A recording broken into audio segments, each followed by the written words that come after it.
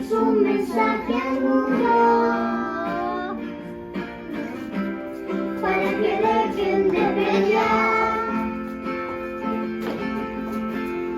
para que juntos construyamos un camino como hermanos, con amor y libertad. Y este es un mensaje al mundo para que dejen de pelear, para que juntos construyamos un camino como hermanos, con amor y libertad.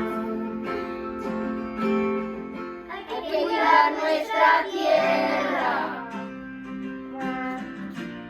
para que vuelva a crecer.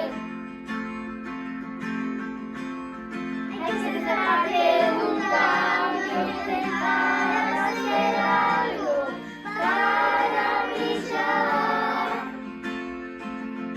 Que todo sea alegría, que todos puedan soñar y aprender que la vida es un simple camino a la felicidad. Y este es un mensaje al mundo para que dejen de pelear, para que juntos construyamos un camino como hermanos, con amor y libertad. Este es un mensaje al mundo para que dejen de pelear,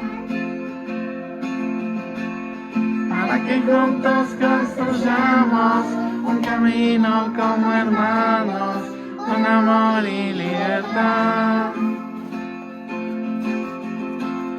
Y este es un mensaje al mundo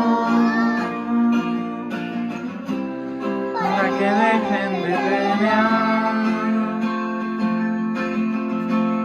para que juntos construyamos un camino como hermanos, con amor y libertad.